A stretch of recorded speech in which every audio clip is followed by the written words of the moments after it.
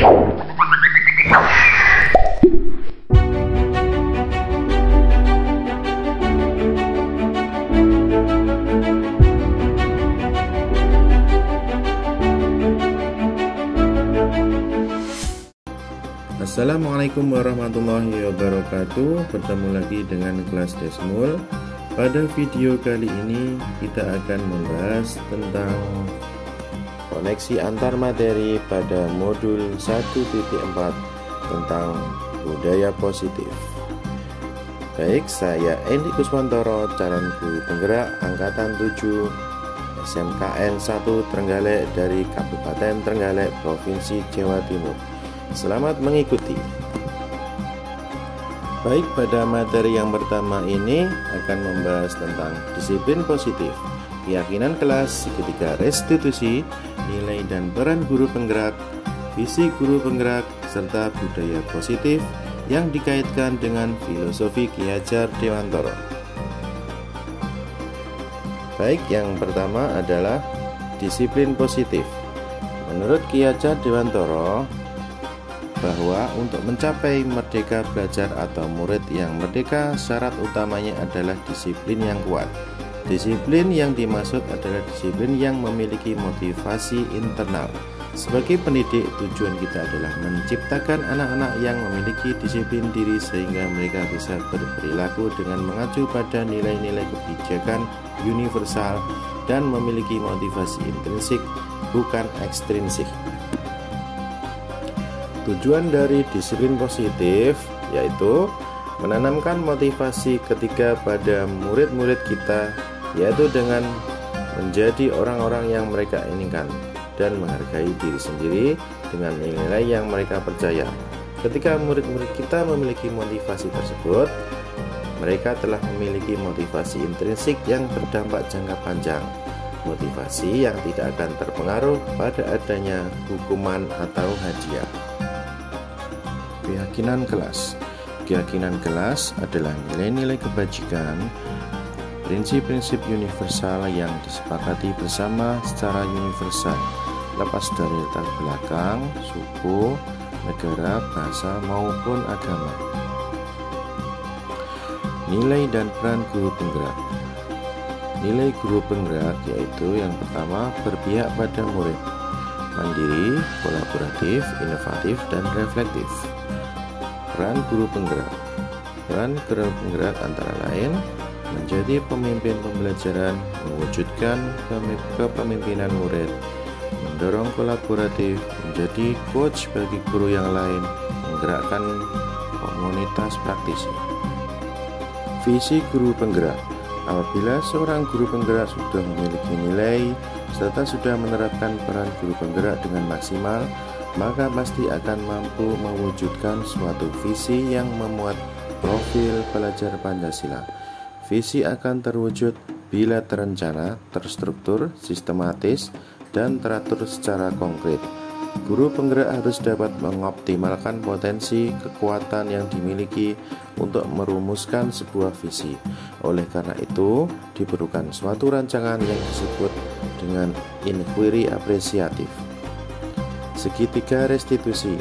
Segitiga restitusi adalah suatu proses menciptakan kondisi murid untuk memperbaiki kesalahannya sehingga mereka bisa kembali pada kelompok mereka dengan karakter yang lebih kuat, menurut Gosen tahun 2004. Restitusi membantu murid memiliki tujuan, disiplin positif, dan memulihkan dirinya setelah berbuat salah. Adapun segitiga restitusi ada 3 tahapan saat hendak melakukan restitusi, yakni menstabilkan identitas, validasi tindakan yang salah, dan menanyakan keyakinan. Pertanyaan reflektif tentang budaya positif antara lain, sejauh mana pemahaman Anda tentang konsep-konsep inti yang telah Anda pelajari pada modul ini, yaitu disiplin positif, teori kontrol, teori motivasi, hukuman, dan penghargaan, posisi kontrol guru, kebutuhan dasar manusia, keyakinan kelas, dan segitiga restitusi. Adakah hal-hal yang menarik untuk Anda dan di luar dugaan? Disiplin positif adalah suatu unsur utama dalam terwujudnya budaya positif yang kita cita-citakan di sekolah. Sebelum mempelajari modul 1.4 ini, saya beranggapan bahwa disiplin sangat erat hubungannya dengan tata tertib, peraturan, dan hukuman. Padahal itu sungguh sangat berbeda, karena belajar tentang disiplin positif tidak harus dengan memberikan hukuman. Justru itu adalah suatu alternatif terakhir dan kalau perlu tidak digunakan sama sekali. 5 posisi kontrol seorang guru. Ada 5 posisi kontrol yang ditetapkan seorang guru, orang tua ataupun atasan dalam melakukan kontrol, yaitu 1. Penghukum, 2. Pembuat rasa bersalah, 3. Sebagai teman, yang keempat sebagai pemantau, dan yang kelima sebagai manajer. 5 posisi kontrol seorang guru. Sebagai guru, untuk mewujudkan disiplin positif yang berpihak pada murid, maka kita diharapkan mampu menjalankan posisi kontrol manajer, posisi di mana guru berbuat sesuatu bersama dengan murid, mempersilahkan murid mempertanggungjawabkan perilakunya, mendukung murid agar dapat menemukan solusi atas permasalahannya sendiri. Murid kita ajak untuk menganalisis kebutuhannya sendiri maupun kebutuhan orang lain. Di sini penekanan bukan pada kemampuan membuat konsekuensi, namun dapat berkolaborasi dengan murid bagaimana memperbaiki kesalahan yang ada. 5 kebutuhan dasar manusia. Yang pertama, kebutuhan bertahan hidup. Yang kedua, cinta kasih dan kasih sayang, kebutuhan untuk diterima. Yang ketiga, penguasaan atau kebutuhan pengakuan atas kemampuan. Yang keempat, kebebasan atau kebutuhan akan pilihan. Yang kelima, kesenangan atau kebutuhan untuk merasa senang. 5 kebutuhan dasar manusia. Dengan memahami konsep 5 kebutuhan dasar, kita dapat mengarahkan murid untuk mencari cara positif untuk memenuhi kebutuhan dasar mereka. Kita dapat membimbing murid menemukan solusi atas permasalahan sendiri, karena ketika murid melakukan suatu perbuatan yang bertentangan dengan nilai-nilai kebajikan atau melanggar peraturan, hal itu sebenarnya dikarenakan mereka gagal memenuhi kebutuhan dasar mereka. Keyakinan kelas. Siswa akan tergerak dan bersemangat untuk menjalankan keyakinannya daripada hanya sekedar mengikuti serangkaian peraturan melalui nilai-nilai kebajikan yang mereka yakini. Adapun hal-hal yang harus diperhatikan dalam pembentukan keyakinan kelas adalah sebagai berikut.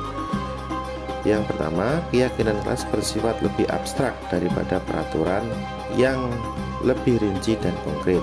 Yang kedua, keyakinan kelas berupa pernyataan-pernyataan universal.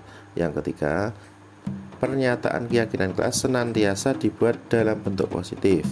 Yang keempat, keyakinan kelas hendaknya tidak terlalu banyak sehingga mudah diingat dan dipahami oleh semua warga kelas.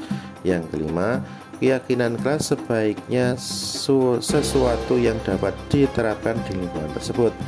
Dan yang keenam, semua warga kelas hendaknya ikut berkontribusi dalam pembuatan keyakinan kelas lewat kegiatan curah pendapat.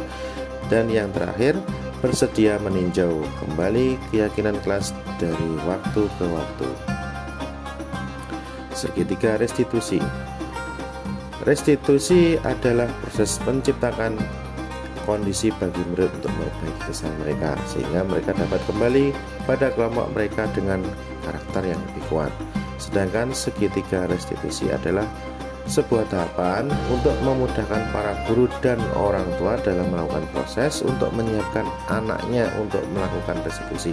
Langkah-langkah segitiga restitusi adalah menstabilkan identitas. Kita semua akan melakukan hal yang terbaik yang bisa kita lakukan.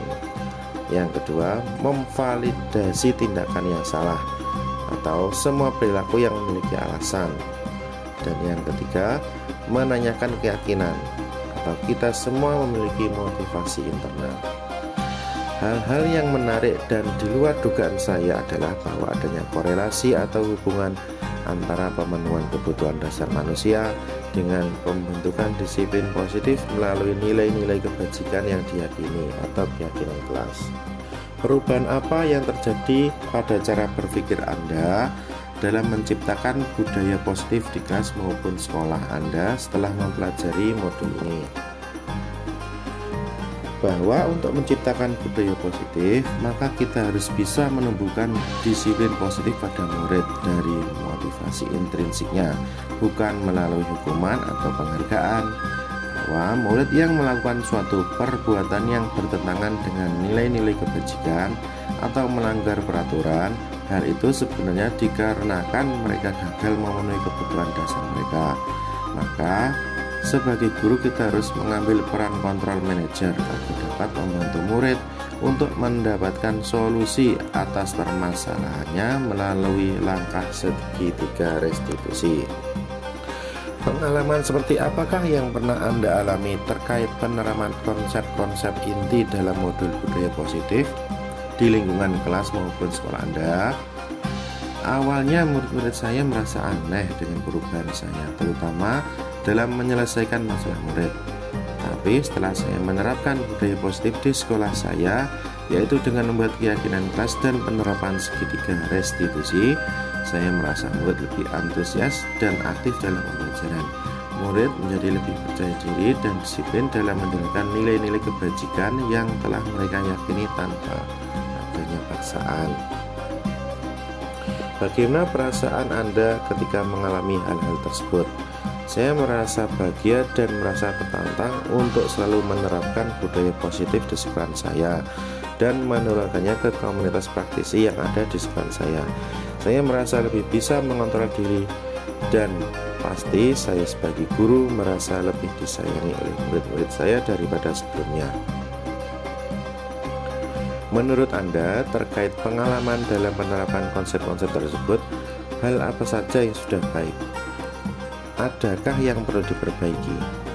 Setelah menerapkan konsep budaya positif dalam pembelajaran, hal yang sudah baik menurut saya adalah sudah mulai munculnya motivasi intrinsik pada murid untuk melaksanakan budaya positif sesuai dengan nilai-nilai kebajikan yang diyakininya.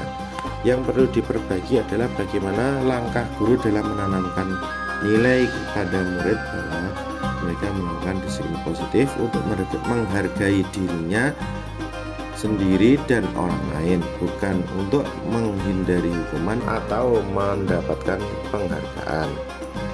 Sebelum mempelajari modul ini, ketika berinteraksi dengan murid berdasarkan 5 posisi kontrol, posisi manakah yang paling sering Anda pakai dan bagaimana perasaan Anda saat itu? Setelah mempelajari modul ini, posisi apa yang Anda pakai dan bagaimana perasaan Anda sekarang? Apa perbedaannya? Baik. Dulu saya sering memposisikan diri sebagai penghukum dan pemantau. Menurut saya saat itu bahwa dengan memberikan hukuman saat murid melanggar kesepakatan adalah cara yang paling efektif dalam menangani kasus indisipliner. Harapan saya mereka tidak mengulangi lagi, tapi ternyata terulang lagi dan lagi. Setelah mempelajari modul 1.4 mulai sekarang dan kedepannya, saya ingin menjadikan peran saya sebagai seorang manajer dalam menyelesaikan masalah murid. Sekarang saya merasa lebih bisa mengontrol emosi dan bahagia karena bisa membimbing siswa agar dapat menemukan solusi sendiri atas permasalahan mereka. Perbedaan yang paling mencolok adalah dari segi emosi guru dan respon murid. Sebelum mempelajari modul ini, pernahkah Anda menerapkan segitiga restitusi? Dalam mengatasi permasalahan murid, kadang saya secara tidak sadar sudah menerapkan langkah segitiga restitusi, terutama dalam menstabilkan identitas dan memvalidasi tindakan yang salah. Tetapi saya belum menanyakan keyakinan agar murid dapat menanamkan nilai-nilai kebajikan dalam dirinya sehingga ke depan murid tidak akan mengulangi kesalahannya kembali. Restitusi ketika menghadapi permasalahan murid Anda. Jika iya, tahap mana yang Anda praktikkan dan bagaimana Anda mempraktekannya? Ya, saya memposisikan kontrol sebagai manajer, di mana posisi kontrol tersebut selain dapat membantu siswa untuk menemukan solusi permasalahan yang dihadapi, tapi juga solusi agar tidak terjadi kesalahan yang sama. Adapun tahapan dalam segitiga restitusi yang saya lakukan adalah: yang pertama, menstabilkan identitas; yang kedua, memvalidasi tindakan salah; dan yang ketiga adalah menanyakan keyakinan kelas. Selain konsep-konsep yang disampaikan dalam modul ini, adakah hal-hal yang lain yang menurut Anda penting untuk dipelajari dalam proses menciptakan budaya positif baik di lingkungan kelas maupun sekolah? Hal-hal lain yang penting untuk dipelajari dalam proses menciptakan budaya positif baik di lingkungan kelas maupun sekolah adalah bagaimana menciptakan kerjasama yang baik antar murid, guru, rekan sejawat, pemangku kepentingan, dan orang tua, sehingga budaya positif ini dapat berlangsung secara berkelanjutan. Baik, terima kasih. Sekian paparan yang bisa saya sampaikan. Ada kurang lebihnya mohon maaf. Wabillahi taufiq wal hidayah. Wassalamualaikum warahmatullahi wabarakatuh.